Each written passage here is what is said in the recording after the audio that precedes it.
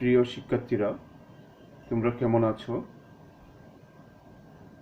নিশ্চয়ই সবাই ভালো আছো। আমিও ভালো আছি। আজকে আমি তোমাদেরকে একটি গুরুত্বপূর্ণ বিষয়ে নিয়ে আলোচনা করব। তার আগে আমার পরিচয় বলি। আমি মোহাম্মদ নুরুল আমিন, সহকারী শিক্ষক, শারীরিক শিক্ষা, সাভার ক্যান্টনমেন্ট বোর্ড বালিকা উচ্চ বিদ্যালয়।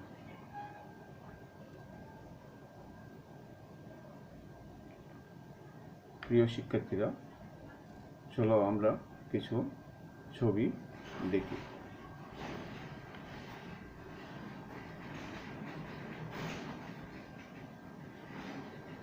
নিশ্চয়ই তোমরা বুঝতে পেরেছো আমরা কি বিষয় নিয়ে আলোচনা করব।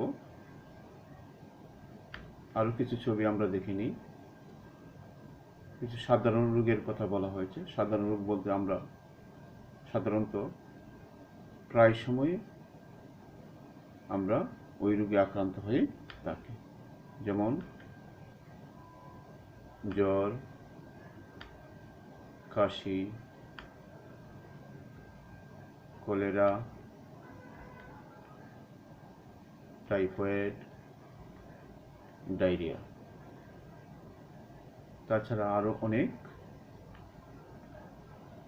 রোগ রয়েছে।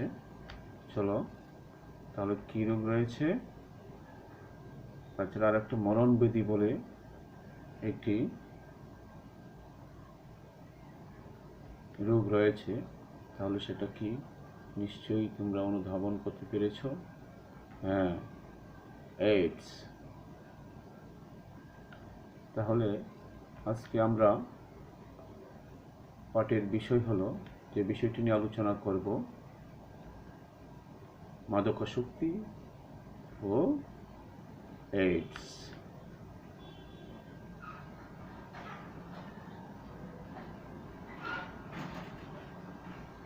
নবম শ্রেণীর ও দশম শ্রেণীর শিক্ষার্থীরা এই পাঠ থেকে আমরা জানতে পারব মাদকাসক্তির কারণ ও লক্ষণ,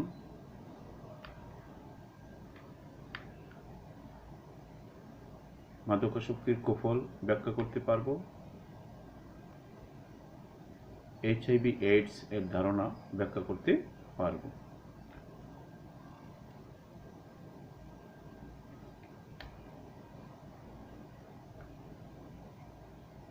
প্রথমে আমরা জেনে নিই মাদকাসক্তি কি। সাধারণত অর্থে মাদক দ্রব্যের প্রতি আসক্তি বা নেশাকেই মাদকাসক্তি বলে।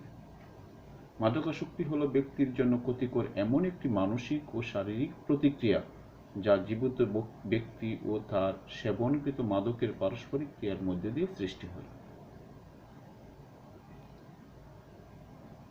তো মাদকাসক্তি বলতে সাধারণত মাদক দ্রব্যের প্রতি আসক্তি বা নেশাকে বোঝায়।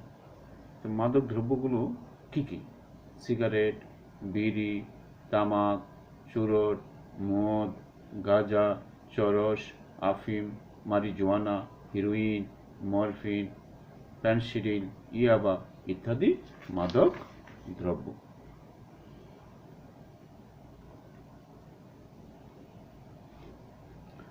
যারা মাদক দ্রব্য সেবন করে, মাদক দ্রব্যের প্রতি তাদের শারীরিক ও মানসিক নির্ভরশীলতা সৃষ্টি হয়। অর্থাৎ মাদক দ্রব্য কোনো কারণে তারা না পেলে তাদের মধ্যে কিছু উপসর্গ দেখা দেয়।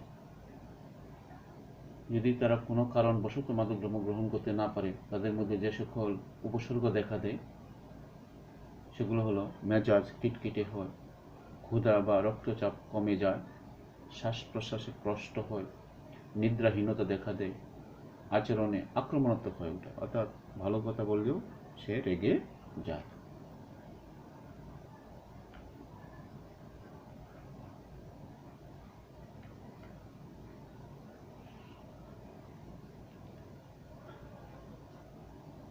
মাদক দ্রব্য গ্রহণ শরীরের জন্য অত্যন্ত খুবই ক্ষতিকর একটি বিষয়। তামাক ও মাদকদ্রব্য সেবন বলতে প্রধানত ধূমপানকে বোঝায়। ধূমপান স্বাস্থ্যের জন্য মারাত্মক ক্ষতিকর। বিশ্ব স্বাস্থ্য সংস্থার তথ্য অনুসারে পৃথিবীতে প্রতি 8 সেকেন্ডে শুধু ধূমপানজনিত কারণে একজন ব্যক্তির মৃত্যু হচ্ছে। যারা ধূমপান করে তারা ও ধূমপায়ী ব্যক্তি ছেড়ে দেওয়া ধোঁয়া থেকে অন্যরা নানা রোগে আক্রান্ত হচ্ছে।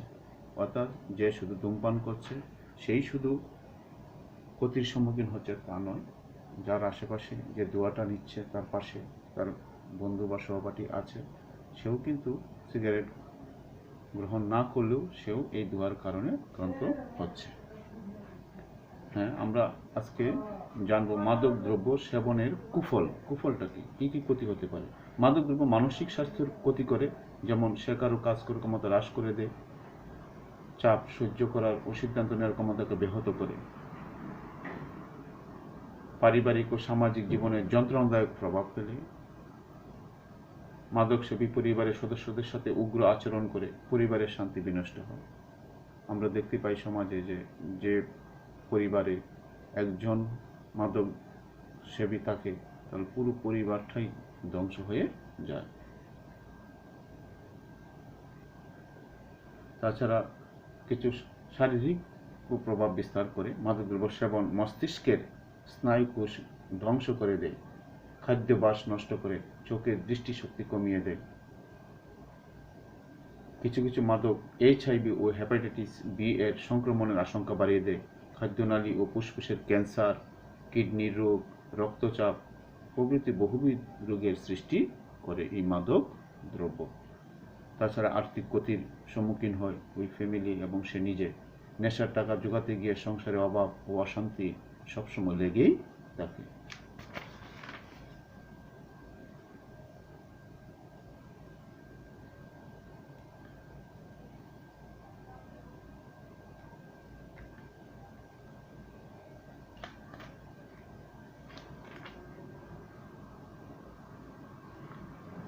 তাহলে অবশ্যই আমরা সবাইকে মাদক দ্রব্য থেকে দূরে থাকতে হবে। মাদক দ্রব্যের যে ক্ষতিকর দিক আছে, যদি আমরা সেটা সমাজে, রাষ্ট্রে বিভিন্নভাবে প্রচার, টেলিভিশন, পত্রপত্রিকা ইত্যাদি মাদক দ্রব্যের ক্ষতিকর বিষয়গুলো জনসম্মুখে প্রচার করি, তাহলে হয়তো আমরা মাদকের বিরুদ্ধে জনমত গঠন করতে পারবো এবং মাদক দ্রব্য থেকে সমাজ, এলাকা এবং রাষ্ট্রকে আমরা রক্ষা করতে পারব।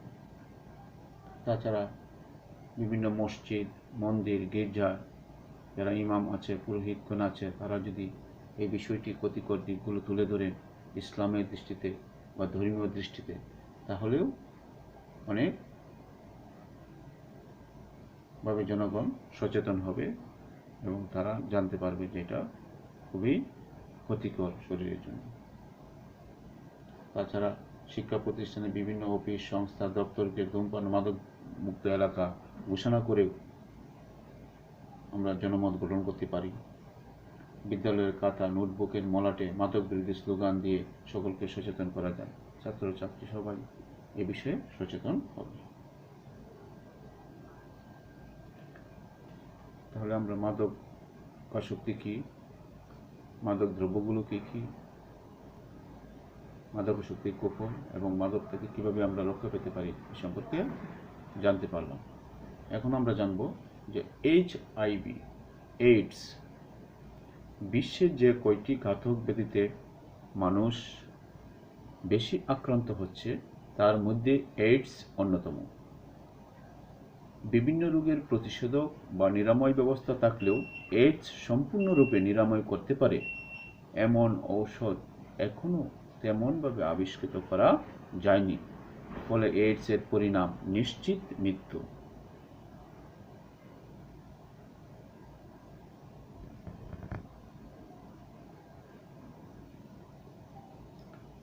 HIV কি? HIV human ইমিউনি deficiency virus.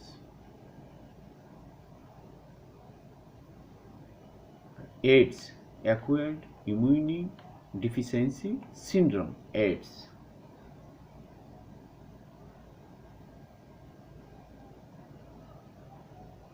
HIV কোনো ব্যক্তির শরীরে প্রবেশের পর সাথে সাথে কোনো লক্ষণ দেখা দেয় না। এইডস হিসাবে প্রকাশ পেতে বেশ কিছুদিন সময় লাগে। সাধারণত এটা মনে করা হয় এইচআইভি সংক্রমণের শুরু থেকে এইডস হওয়ার সময় 6 মাস থেকে বেশ কয়েক বছর হতে পারে। কোনো কোনো ক্ষেত্রে 5 থেকে 10 বছর অথবা তারও বেশি সময় পরে এইডস ধরা পড়ে।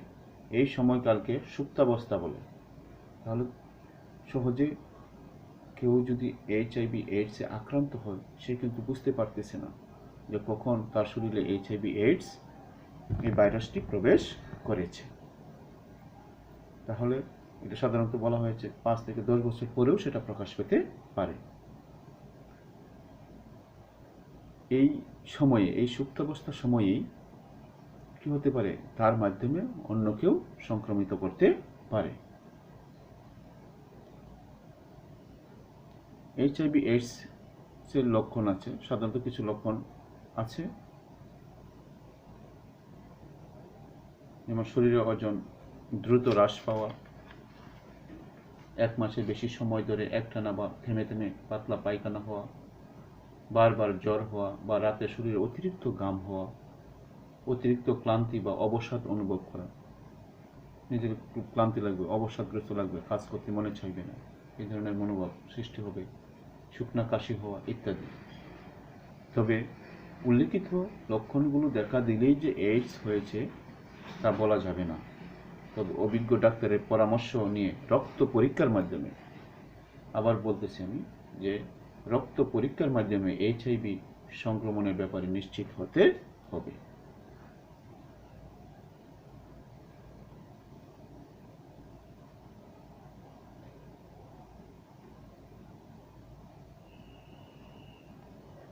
এইচআইভি এইডস যেভাবে মানব শরীরে বিস্তার লাভ করে, আমরা সেই সম্পর্কে জানব।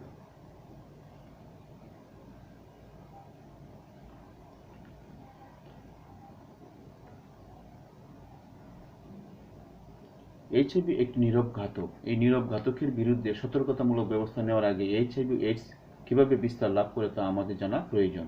বায়ু, পানি, খাদ্য বা কারোর সংস্পর্শে এইচআইভি ছড়ায় না। এইচআইভি আক্রান্ত মানুষের শরীরের ভিতরে রক্ত, যোনিরস, মায়ের বুকের দুধ এগুলোতে এইচআইভি বাস করে। এইচআইভি আক্রান্ত ব্যক্তির রক্তরস সুস্থ ব্যক্তির দেহে প্রবেশ করলে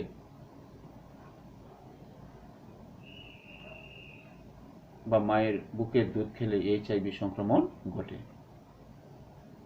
অনৈতিক ও অনিরাপদ দৈহিক মিলনের মাধ্যমেও এইচআইভি ছড়ায়। আক্রান্ত ব্যক্তির রক্ত গ্রহণ, এইডস আক্রান্ত কোনো মানুষের অঙ্গ প্রতিস্থাপন কিংবা তার ব্যবহৃত সুচ, সিরিঞ্জ অন্য মানুষ ব্যবহার করলে ব্যবহারকারীর শরীরে এই ভাইরাস ছড়িয়ে যেতে পারে। মাদকাসক্ত ব্যক্তিরা প্রায়ই একই সুচ ও সিরিঞ্জ ব্যবহার করে মাদকদ্রব্য গ্রহণ করে। তাদের ক্ষেত্রে এইচআইভি এইডস সংক্রমণের ঝুঁকি সবচেয়ে বেশি।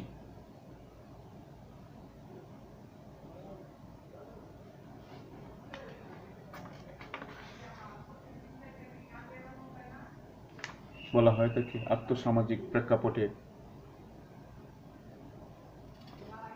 মেয়েরাই সবচেয়ে এইচআইভি এইডস আক্রান্তের ঝুঁকিতে মধ্যে রয়েছে।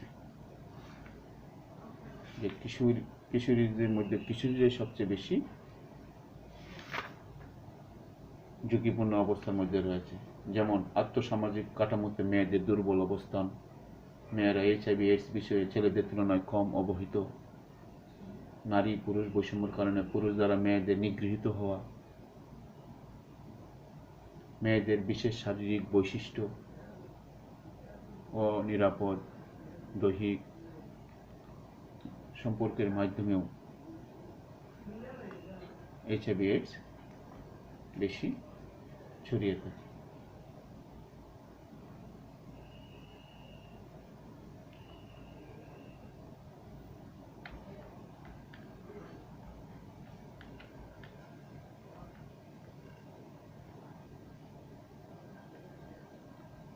আমরা এখন জানবো এইচআইভি এইডস থেকে মুক্তি থাকার উপায়, অর্থাৎ এইচআইভি এই মরণ ঘাতক থেকে আমরা কিভাবে মুক্তি পেতে পারি। বলা হচ্ছে ঝুঁকিপূর্ণ আচরণ পরিহার করতে হবে, আবেগ প্রশমন করতে হবে। আবেগ দ্বারা নিয়ন্ত্রণ হওয়া যাবে না, বিশেষ করে যারা কিশোরী রয়েছে এই বয়সে, যারা নবম এবং দশম শ্রেণীর শিক্ষার্থী তোমরা রয়েছে, তারা আবেগ দ্বারা পরিচালিত হওয়ার সম্ভাবনা বেশি। তাই কৌতূহল বশত বা আবেগ প্রশমনে দক্ষতা অর্জন করতে হবে, আবেগকে নিয়ন্ত্রণ করতে হবে, সেই কৌশলগুলো জানতে হবে। এরপরে বলা হয়েছে ঝুঁকিপূর্ণ প্রস্তাব প্রত্যাখ্যান, কোনো ঝুঁকিপূর্ণ কাজে নিজেকে জড়িয়ে নেওয়া যাবে না। ধর্মীয় সামাজিক রীতিনীতি মেনে চলা, নেশা করা বা মাদকাসক্ত হওয়া বা কোনো খারাপ কাজ করা বা ধর্ম বা সমাজ বিরোধী কোনো কাজ করা, কোনো ধর্মই সেটা অনুমোদন করে না। তাই ধর্মীয় অনুশাসন মেনে চলা এইডসের আক্রান্ত হওয়ার আশঙ্কা অনেক কমিয়ে দিতে পারে। এইচআইভি এইডস সম্পর্কে সচেতনতা সৃষ্টি, এটা ইম্পর্টেন্ট, যে এইচআইভি এইডস এর ভয়াবহতা সম্পর্কে ব্যাপক গণসচেতনতা সৃষ্টি করা যায়। সেটা আমরা কীভাবে করতে পারি? ব্যাপক প্রচার, গণমাধ্যমে ব্যাপক প্রচার, গণমাধ্যম, রেডিও, টেলিভিশন, সংবাদপত্রের মাধ্যমে ব্যাপক প্রচার করতে হবে, র্যালির আয়োজন করতে হবে, ইলেকট্রনিক্স মাধ্যম ব্যবহার করা যেতে পারে, বিভিন্ন গ্রামীণ যে সাংস্কৃতিক রয়েছে, বিভিন্ন পালাগান, যাত্রাগান, পথনাটক, সাংস্কৃতিক অনুষ্ঠানে এইচআইভি এইডস সম্পর্কে জনগণকে সচেতন করা যেতে পারে। এইভাবে আমরা এইচআইভি এইডস থেকে রক্ষা পেতে পারি। আমরা একটা এখন দলীয় কাজ করব। কয়েকটি মাদক দ্রব্যের নাম লিখো। অবশ্যই আমরা সেটা পারবো, আমরা এককভাবে বা দলীয়ভাবে কাজগুলো করতে পারবো। মাদক দ্রব্য সেবনের কুফল লিখো, যে কুফলগুলো আমরা কিছুক্ষণ আগে আমি তোমাদেরকে বললাম, সেই কুফল সম্পর্কে আমরা লিখতে পারবো।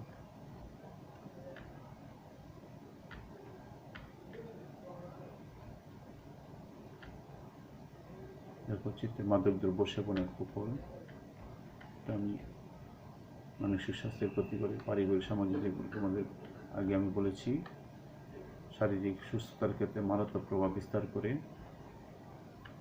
এইচআইভি ও হেপাটাইটিস বি এর সংক্রমণ আশঙ্কা বাড়িয়ে দেয়,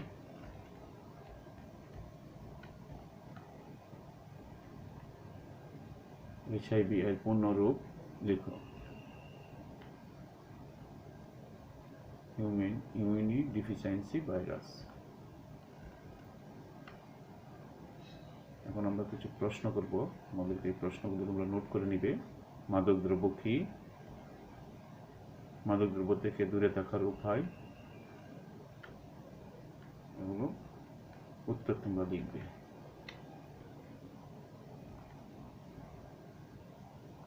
হ্যাঁ, আমরা গুরুত্বপূর্ণ সৃজনশীল প্রশ্ন। জনসচেতনতাই পারে মাদক দ্রব্য থেকে বিরত রাখতে, তোমার উত্তরের সপক্ষে যুক্তি দাও।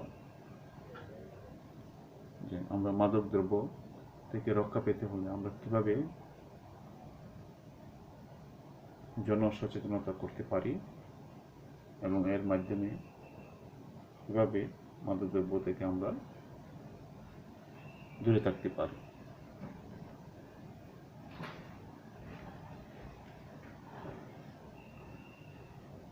আজকে আমি এখানে আমার পাঠ শেষ করছি।